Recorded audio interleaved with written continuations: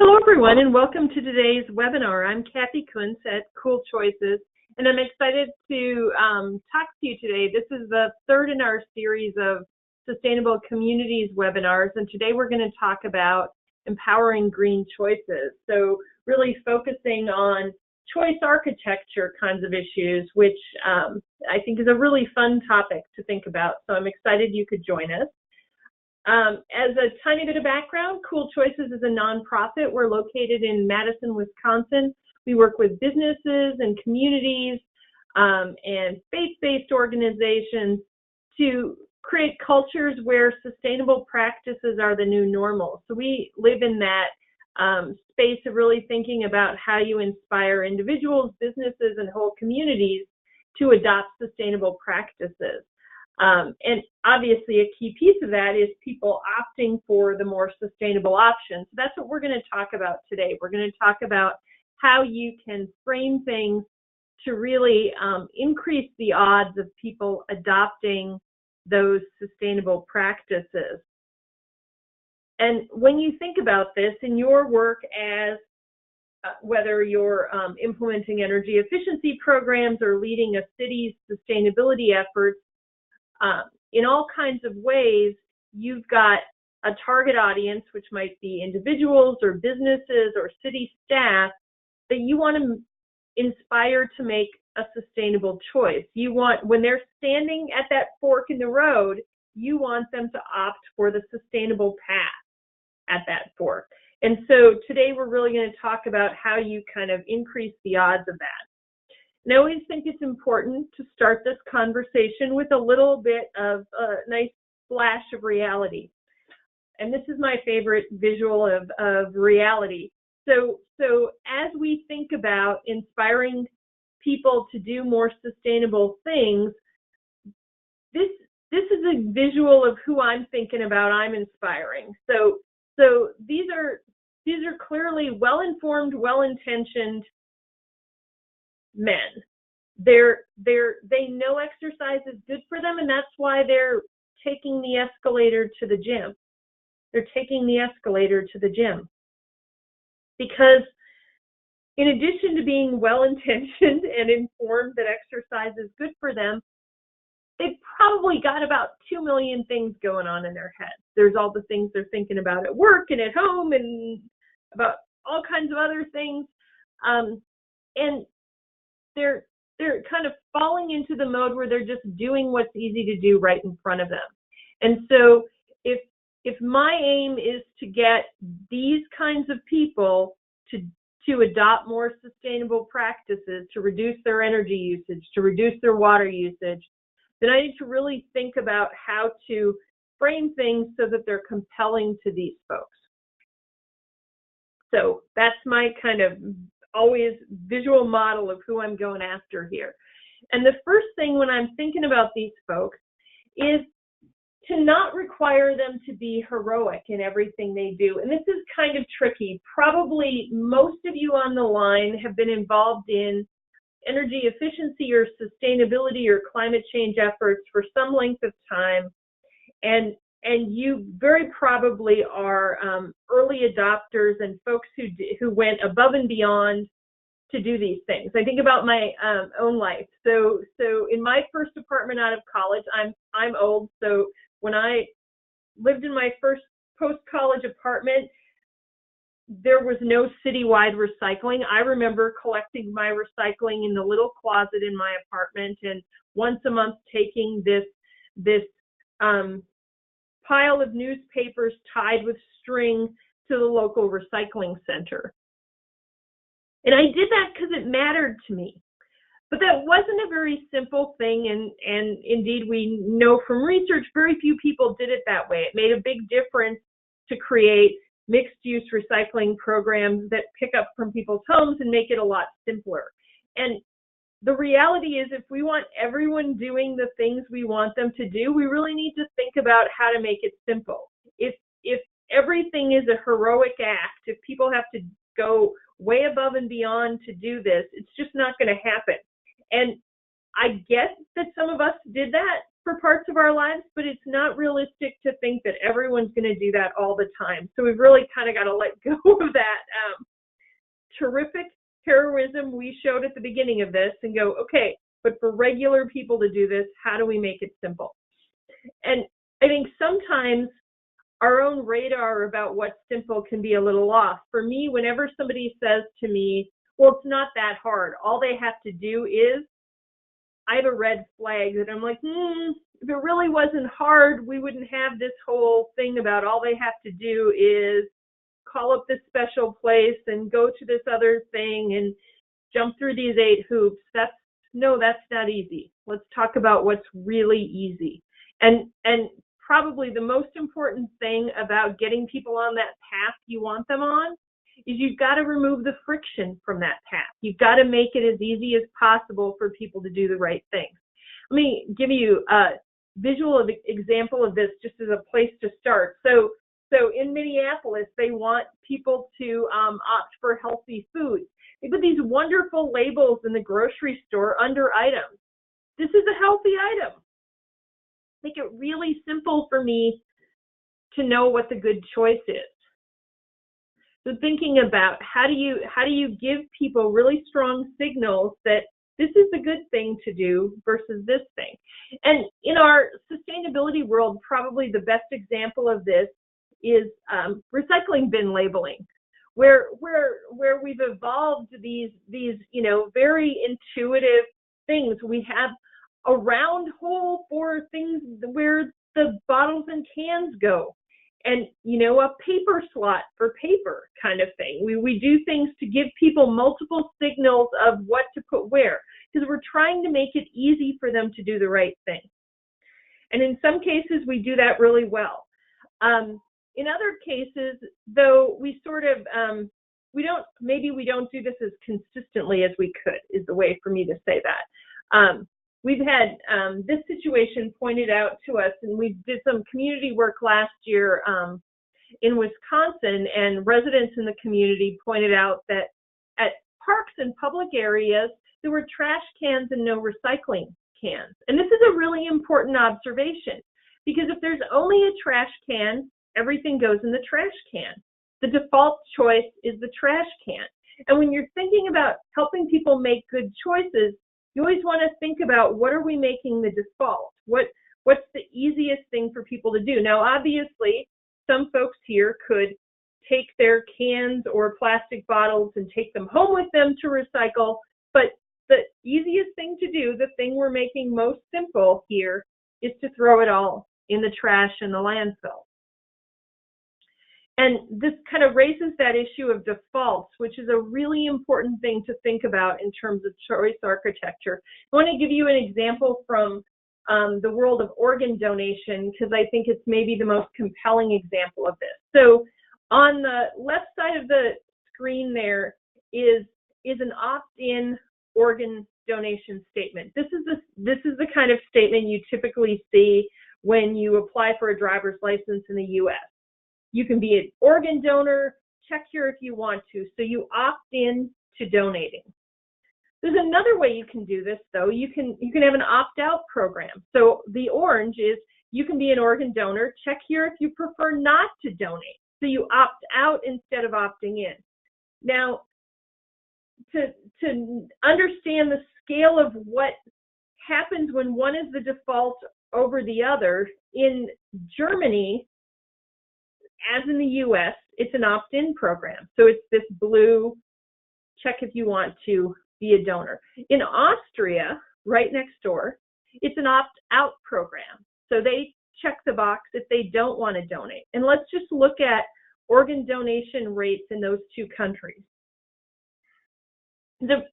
When you think about the public health implication of a 99% organ donation rate versus a 12% rate, that's a huge difference. So what's happening here is, in Germany, 12% of Germans are checking the box that yes, they want to donate. In Austria, same language, same cultural history in a ton of ways, 99% of people are not checking the box and just going, yep, it's fine. part of what that tells us is there's a big mass of people in the middle, 87% maybe, who just are going to go along with whatever the default is here. In the first case, the default is to not be a donor. You are not a donor unless you take this extra step to donate. On the right, you're a donor unless you opt out. In either case, people have the full ability to make a choice, but ultimately, there's a signal behind that choice about, here's the thing that most people do, you can do something else if you want to.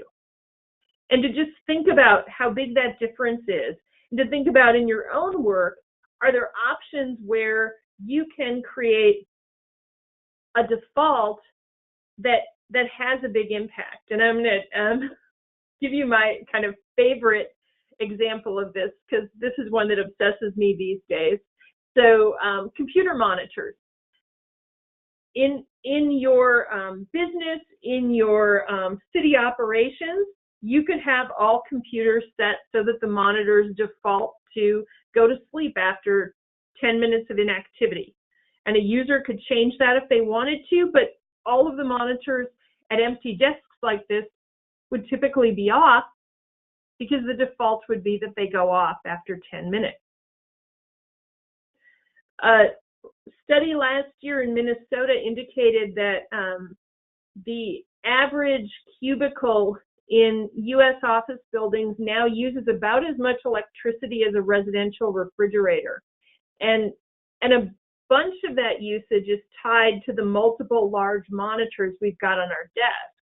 So there's this tremendous energy savings opportunity here that's really embedded in the default. If you make it easier, if you make the default that our monitors go off, most people are going to let their monitors go off, and you'll save electricity. So just a way to think about that. So the default is a really powerful thing when you've got a path with maybe two options, but sometimes you've got a bunch of options. You know, when we think about, we want to, at the most ambitious end, our community is striving for carbon neutrality. Well, carbon neutrality, there's a bunch of things that people could do. There's a bunch of things that businesses could do. So then we're talking about choices where there are lots of choices that people could make. And an important thing to think about there is, so how many options are a good number of options for people, and when is there a point where options overwhelm, or is it always better to give people more choices? And again, there's some really good research here. So here, some of the most compelling research is a jam study. So this is a study where in a grocery store, they set up a display, and the first day they had 3 flavors of jam that people could sample, and then they could buy jam. The second day, there were 15 flavors of jam that people could sample, and they could buy jam. And of course, then they're measuring how much jam are we selling on each of the days. And when people could sample 15 flavors of jam versus 3, sales were 10%, 1 in 10 of what they were the day before. We call this choice overload. So what happens is when you give me 15 kinds of jam to try, first I might be so overwhelmed that I just walk away. But maybe I try 2, but then I think, oh, but maybe that would have been a better one, and I can't really try more jam right now because I've had a lot of jam, and I'll go do some other shopping, and maybe I'll come back and think about the jam, because there's so many choices of jam, and how am I going to pick which jam I want? And you've sort of paralyzed me in this analysis phase. You know, I've got so many choices I could think about that I can't really pin down one, and I end up just pondering what I'm going to do and not buying any jam in the end. So, and I think this is a really important thing to think about when you're putting options in front of folks about what they could do. Let me give you a specific example. So earlier this summer, we saw the blue copy on the left came from the state of Minnesota. You know, three simple cooling tips for the summer, and I was so delighted. They had 3 tips, as compared to the list on the right, which is, you know, the beginning of a list of 100 things you could do to save energy this summer. 100 things. By the time I read 100 things, I'm exhausted. I've done what I can do today for this. I'm very probably not going to do anything. And so part of what you need to think about when you're framing choices for people is, how do you give people the most relevant choices now, and maybe you give them some other choices later in another context, but you don't overwhelm them with so many things that they just can't move forward. This is a really hard thing because we're all excited about what we're doing, and there are literally hundreds of things people and businesses could be doing to reduce their emissions. We've got to, though, be thinking about, okay, but to get them to do things, I have to remove some friction. And part of the friction is giving them too many choices. Let me give them choices that are likely to apply to many of them, give them solid choices, and let them move forward. And then we can give them some new, different choices down the road. The other piece of all of this is when you're asking people to pick one path over another, when you're aiming to nudge them in one direction, very often when people aren't sure what to do, think back to my 2 guys on the escalator, we take cues from the people around us. So if I don't know what to do in a situation, I might ask a friend what they did in a similar situation. I might look to others for cues. And so the kind of last tool I want you to really think about here in terms of framing choices is how you can highlight people making the sustainable choice in a way that signals to other people. So the more you can make visible the good choices some cohort is making, the more likely others will follow those choices too. And as much as anything, you know, it's in our busy, complicated lives, the more you can help me understand what the good choice is, the better. And human beings are social creatures. I'm very influenced by what folks around me are doing. So how do you kind of set up those social cues so that we see them? This can be tricky because a lot of what we do to be sustainable is relatively invisible. We're doing it inside our businesses, we're doing it inside our homes or inside our cars, and other people don't necessarily know that we're making good choices. Do you really, you know, the thing we advocate a lot is taking photos and celebrating those places. You could put them on your website, you could give people signage who are doing certain things. I mean, something that helps other people go, oh, they got kudos for doing this. This must be the good thing to do. I'll do that. Making it simpler for them to figure out, oh, it must be good to do this thing versus that thing. Okay, so really leveraging that social. Part of what we're trying to do in these particular webinars then is to give you some really concrete community scale examples of how this all applies. So let's sort of go through some examples here. And first I'll start with the one from transportation. So if we're thinking about how to make it easy for people to do the things we want, if we want people to bike, are there bike racks that are visible?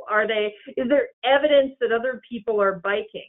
You know, similarly, do you have safe pathways for people to walk if you're promoting walking? How easy are you making it for people to carpool to events? How could you make carpooling the default option for an event? All of those are ways to frame choices around transportation. Similarly, when I think about building, here I think a lot about kind of the friction of things. So I spent a lot of my early career in the energy efficiency world. And, you know, it can be really complicated for business owners or homeowners to pursue a path of higher efficiency or renewable energy. You know, think about in your community, if someone wants to install a geothermal system, how complicated is that? How much permitting is there? How difficult is it to find the expertise they need? Those are all friction points that reduce the likelihood of people making the choices you want them to make. And you really want to think about, so how do we cut through that and make it easier for people to do the things we want them to do? Because if making the right choice involves hundreds of hours of research and 75 pages of permitting, most people are not going to do it. So really thinking about how do we make those things easy there. And of course, we talked about before the kind of the waste management example here. How do you make it really visual what you want people to do? The thing I will say about this photo is my own preference is that the trash side of this, I think it's most powerful, and I've been seeing this more and more places, that we label that landfill to help people really think about the fact that when we throw things away, there is no magical away. This goes in the landfill. This is a thing we continue to deal with. So giving people those signals is really important. A couple of other kind of fun examples here. So this comes from my own community. Here in Madison, we have smart meters on our water utility, and we can sign up for alerts. So I can get an email or a text alert when my water usage is over a certain threshold.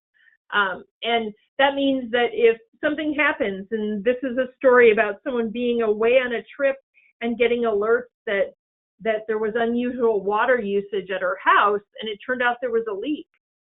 And, you know, she happily got to address that quickly versus being gone a week and then having this tremendous amount of water damage tied to this unexpected leak. So there's an example where they're giving me information that helps me make better decisions. Now, thinking about what we talked about, this would be even more effective if the water utility automatically sent me alerts and let me opt out of them. Right now I have to opt in. But if this was an opt-out program where they automatically sent me alerts and I could say I don't want alerts anymore, that would create even more awareness and action. So thinking about how you pile those things on top of each other. And really, my big point here is for you to think about your own initiatives and operations and ask that really important question. Are you making it easy for people to do the right thing? If you want people to reduce their energy usage and emissions, are you making it easy for them to do that?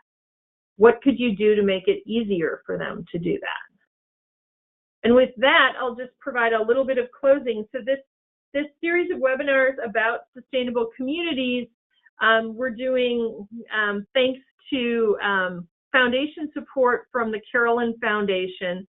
And all of these webinars are available on our website on a Sustainable Communities page where you signed up for this one.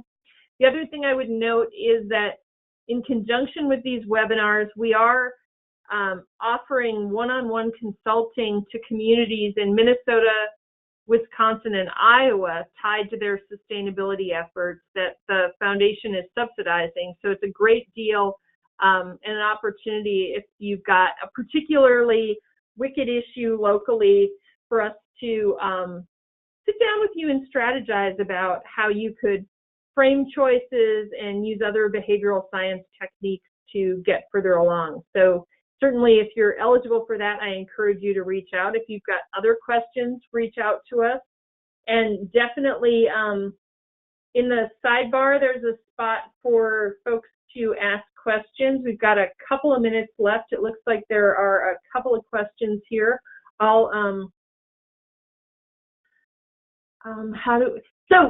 Great question.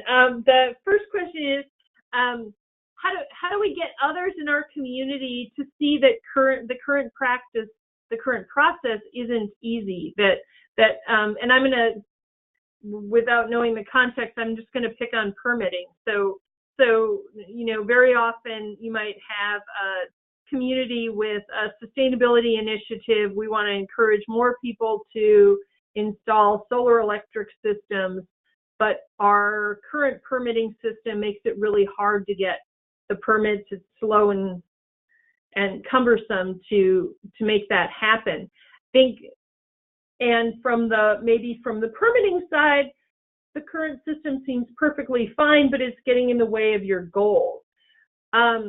When I think about addressing that, I really like always going through that process in a direct way. So finding someone who's at the start of that process that you can trail, or even yourself going through, okay, how would I get a permit to do this? What's the process? How complicated is it? How much time does it take?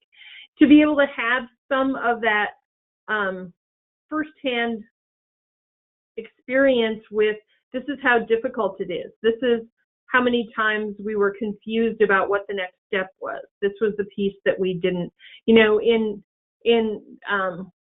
other worlds, they would call that user testing. It's the kind of thing that we do with websites and we do with our engagement platform to verify that people can move through a process easily. Having that sort of firsthand information about, oh, well, people got confused here and they stopped participating is a really good way to, I think, help the permitting folks understand that, oh, we can make this easier, and that will actually make our jobs better because we won't get as many questions about this. This will all be more streamlined. So also thinking about how do you make that more streamlined in there. Okay, so the other question is about this sort of narrowing the choices that it sounds like in their community there is a lot of enthusiasm for sustainability and everyone has an idea about what could happen, so it's tricky to kind of narrow those opportunities. And I think part of what you want to think about is, where are the best starting places? So if you're thinking about, for example, we want our businesses to be more energy efficient. Getting businesses to measure their energy intensity and benchmark themselves against other businesses is a great place to start, because it gives you kind of a big context that can lead to a lot of specific actions, whereas starting with maybe a specific action doesn't necessarily lead to the big context as effectively. The other thing I would say is it's always better to start with things where people can see in some way that other people are doing this. The visibility piece is really powerful in there. So that's a good thing to think about when you're thinking about which actions are maybe most important to prioritize. So hopefully that's useful. Again, you've got my email there. We're at 12:30. I want to be respectful of people's time. So thank you for all that you do to make sustainability happen in local communities across the country. If there's a way we can help you, we'd love to chat with you. Otherwise, have a great rest of your day. And thanks so much for joining us today.